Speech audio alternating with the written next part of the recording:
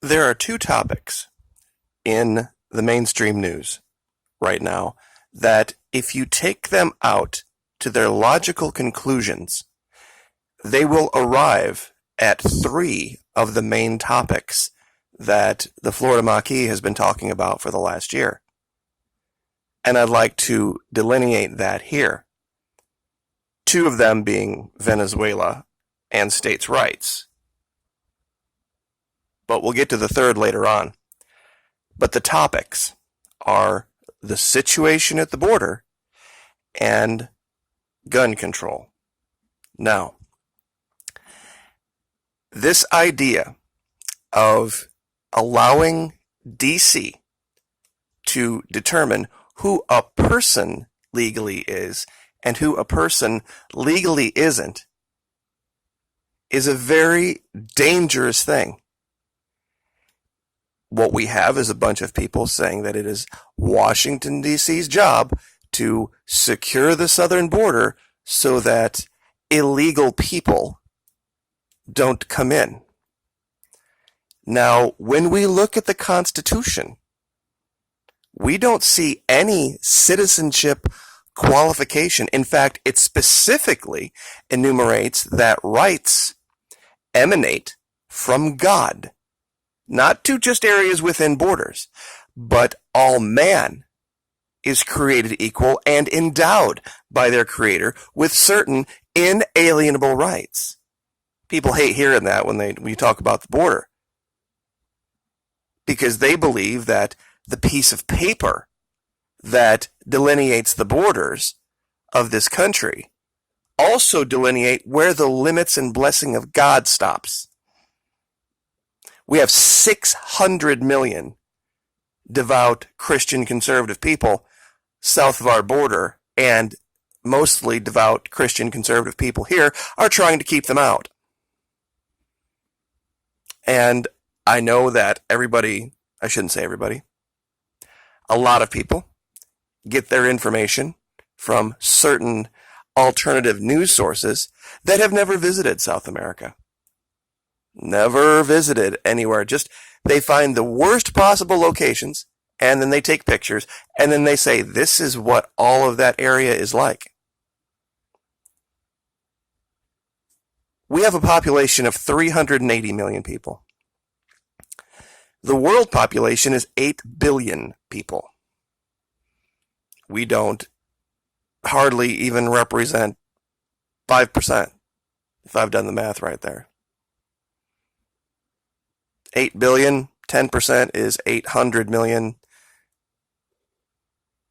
So half of that would be what, 400 million people? So about 5%.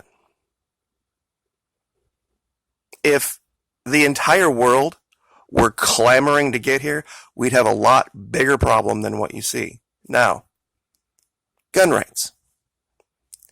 This is where the same people who want to give the government the power to determine who a legal person is and who a legal person isn't, all of a sudden don't want the government to do anything regarding that.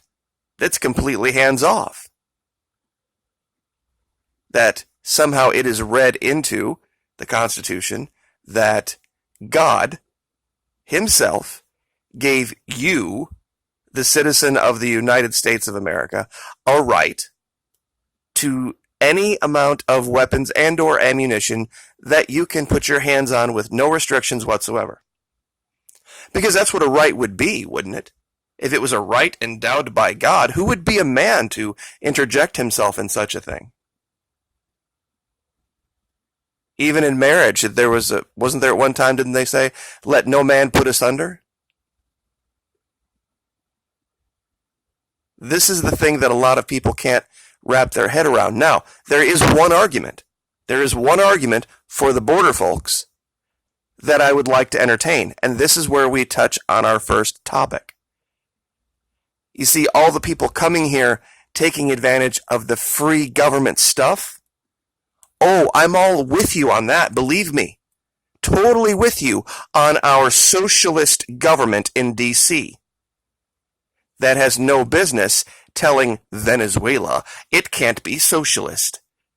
The biggest socialist handout tyranny that has ever existed on the planet exists in Washington, D.C.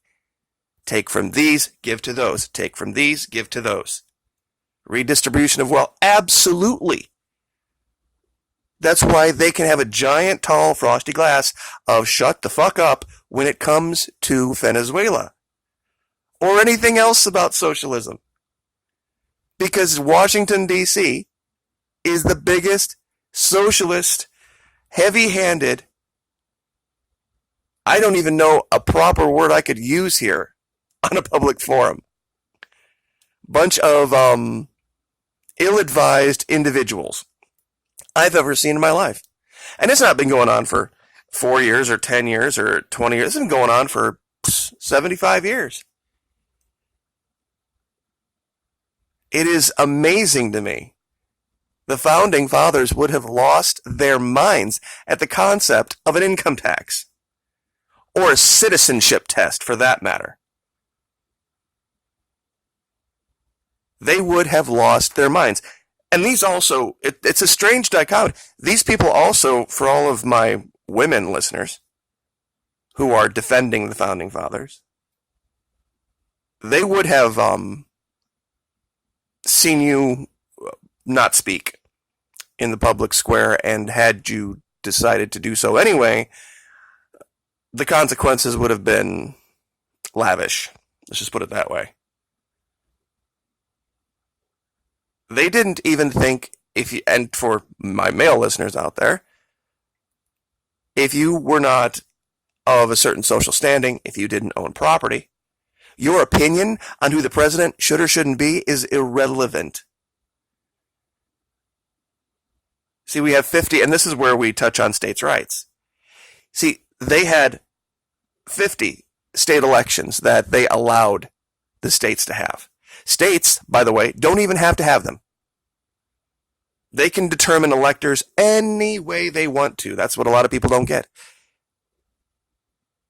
There's never been a single legal vote for president by a citizen in this country ever. The only legal votes for president come from electors that are sworn in on one day in December every 4 years.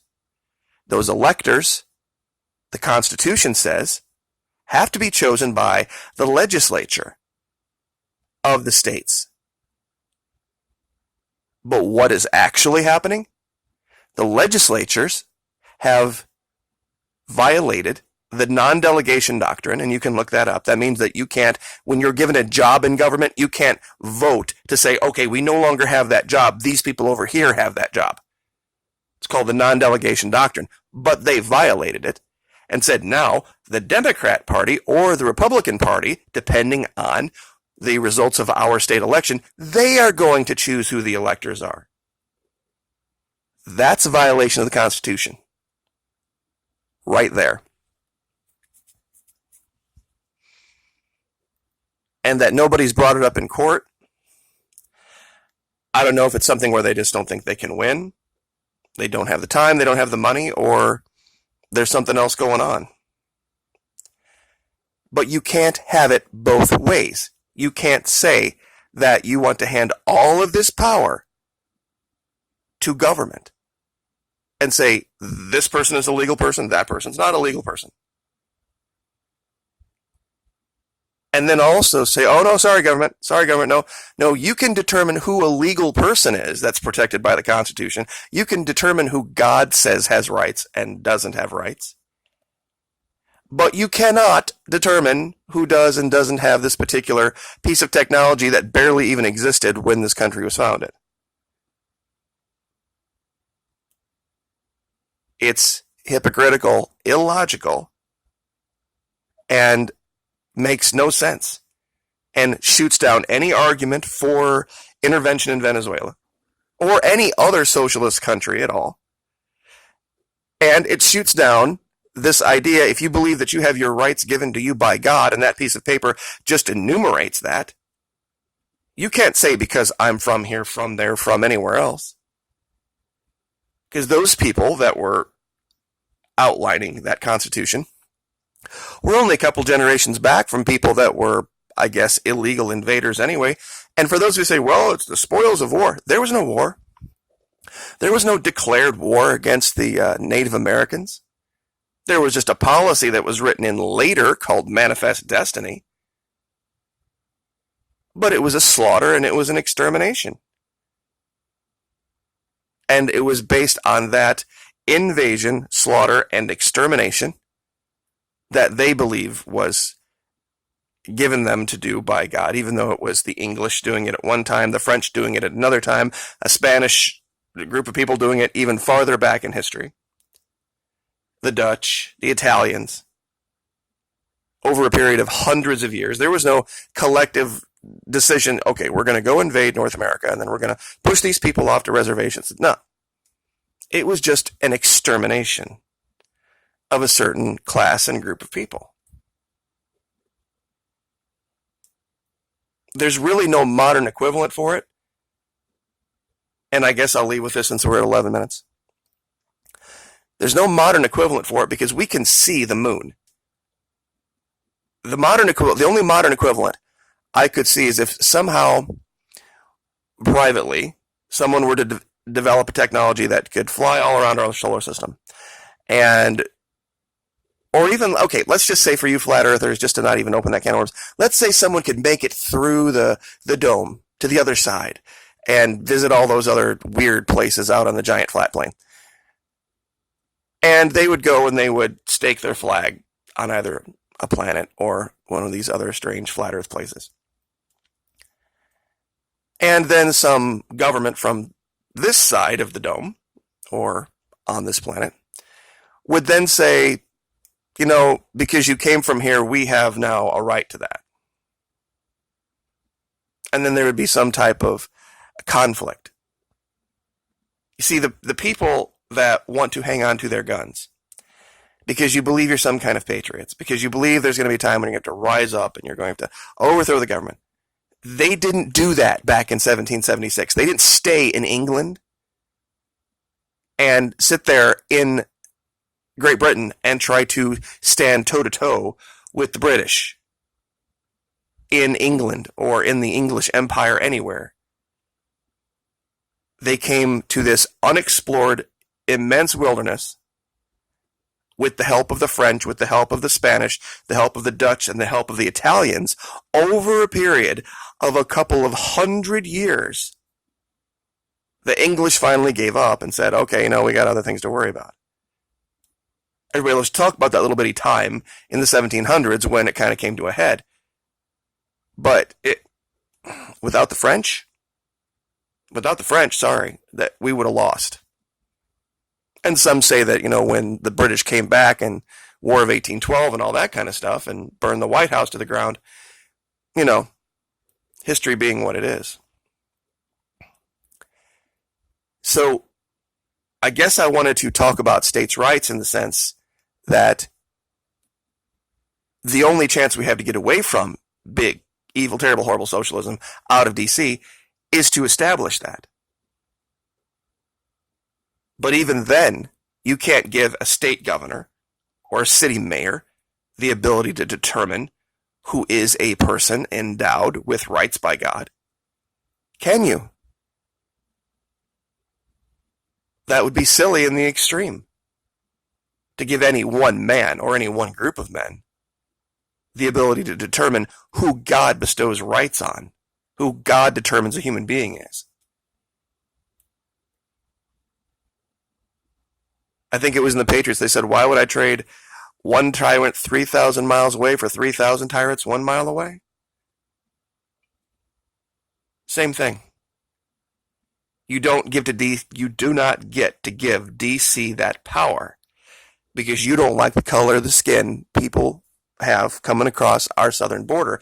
And if you took 5 seconds to understand truly who these people are, they're the last bastion of Christian conservative belief on the planet. And you'd be welcoming them with open arms and voting them into office. Like, share, subscribe.